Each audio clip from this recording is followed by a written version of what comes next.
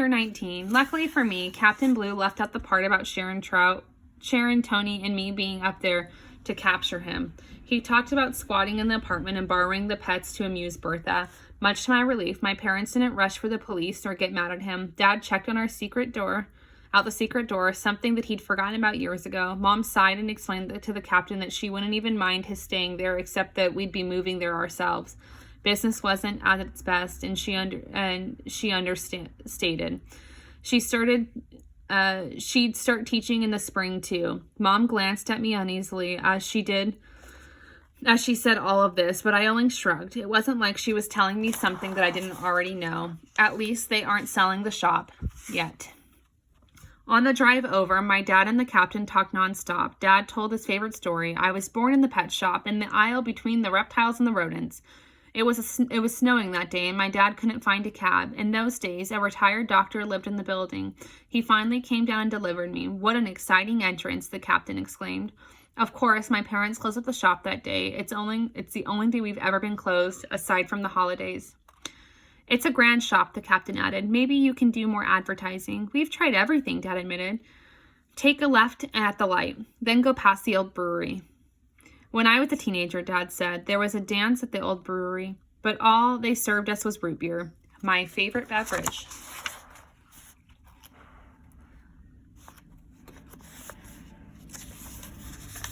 Between the car heater and their voices, I started to doze off. Toddy, whom we'd brought along to cheer up Bertha, kept me awake, though by letting out the occasional squawk. We're almost there, the captain said. I tried to imagine Bertha's new home. Would it be a mansion on a sprawling green lawn, or a set of small buildings like a roadside motel? Would nurses be rushing around like in a hospital? Memory home. I pictured a bunch of old people watching home movies together. They'd be passing popcorn and saying, "This is when Martha and I caught a fish at the lake," or "This is my son's wedding." But I knew that wasn't it. It wasn't a place where people came to remember. It was a place where they were put when they forgot. Here we are, the captain exclaimed. My dad pulled into a parking space. The building was the same gray color as the sidewalk. It had tattered green awnings, like the kind that you see in the chic restaurants, where people sit on the sidewalk and drinking coffee. I looked up and counted from the top, 10 stories down, 20 windows across.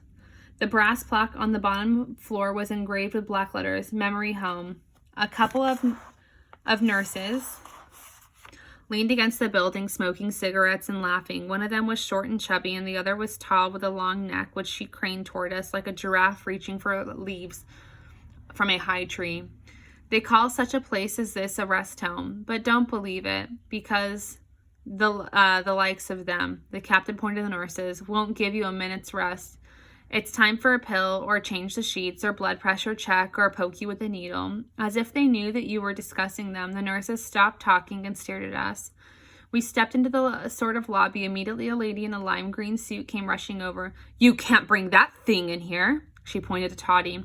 The woman was a dead ringer for a Shar-Pei, an exotic dog whose skin hangs in all kinds of folds around its face. Shar-Peis are cute. The lady was not. "May I speak to Dr. Springer?" the captain said politely. "I think he'll make an exception." "You may speak with whomever you please, but the bird can wait outside." The captain turned to us. "Just a minute." He walked over to the desk where the nurse was looking through some papers. When she saw him, she lit right up and launched into conversation. Dad leaned over and whispered in my ear, "Smells like a prune soup in here." Yeah, I agreed. The place did not excite my appetite. It smelled like the windows were opened about once every 50 years. There was a bright gold carpeting that had been torn, tweedy-looking couch. A line of wooden chairs stood in a row. The Shar-Pei lady had glared at us while Captain shot the breeze with a nurse. When Toddy let out a squawk, the lady shook her head so hard the folds in her neck wobbled back and forth. "Don't carry on, Toddy," Dad scolded. "You'll get us thrown out on our ears. Say, 'Good morning, ma'am.'" "Good morning." Toddy gave my dad a dirty look. I bet he wished he were with Mom. Finally, the nurse came out with Captain. "I've spoken to Dr. Springer, and she said to the First Lady, he feels that it will be therapeutic for Mrs. Hart to see the bird. She said to us, 'Come this way.' We followed the nurse to the locked doors, through the locked doors. These are my friends, the Bettses, the captain told her. The nurse smiled. Pleased to meet you. She punched a code in the panel of the door and it opened. You know the way, Captain. No funny business. You have my word. Ahead of us was a long white hall. The nurse closed the door and left us. It occurred to me that we were now locked inside. What did she mean, no funny business, Dad asked. Oh, I've already tried to spring Catherine once, against doctor's orders. You mean take her out? I asked. Yes, I'm not much for rules, I'm afraid. As we walked down the hall, I started hearing voices. It reminded me of all the times I thought I heard something upstairs. There was a woman's voice whispering something about the Civil War, a man's voice reciting what seemed to be a poem about the ocean. I heard a television program on somewhere. It sounded like Oprah Winfrey. When a woman said that she'd lost half of herself in weight, the audience applauded loudly. Finally, at the end of the hall, Captain stopped and tapped on the door. There was no answer, so he pushed it open. The room was dimly lit like a motel before you've turned on the lights. There was a single bed made up with white sheets and a white dresser and a small bedside table. Bertha sat on the wooden chair by the window. Her arms were resting on the sill, and her face was pressed against the glass. I was glad to see that she had a view at least. There was a small courtyard with benches and a big tree. Look who's here, Captain said softly.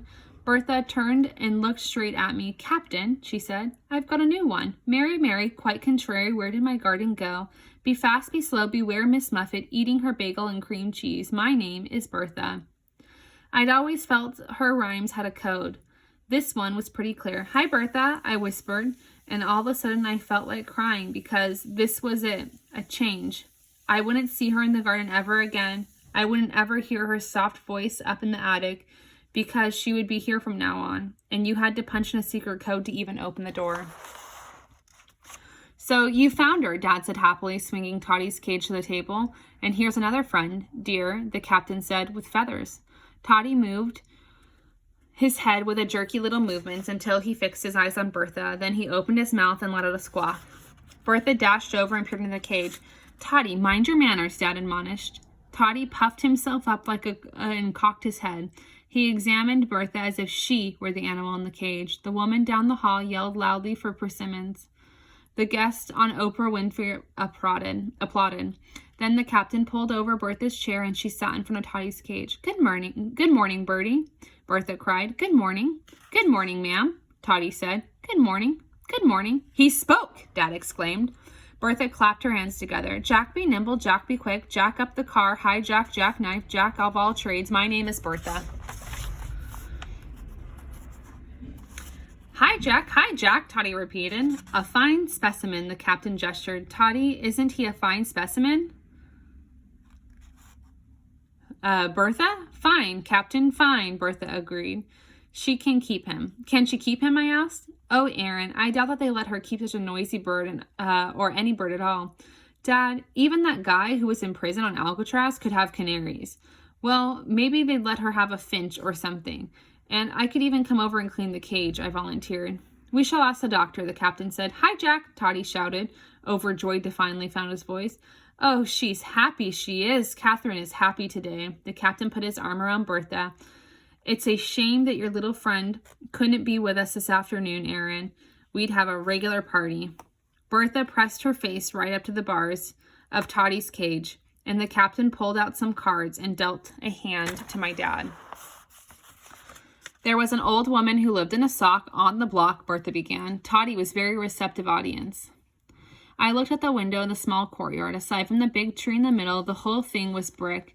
There wasn't even room for a garden. I wondered if Bertha felt the difference between the open space of the lot and the closed space of the courtyard and in her room. She was safer, I guess, but it seemed like a pretty big trade-off.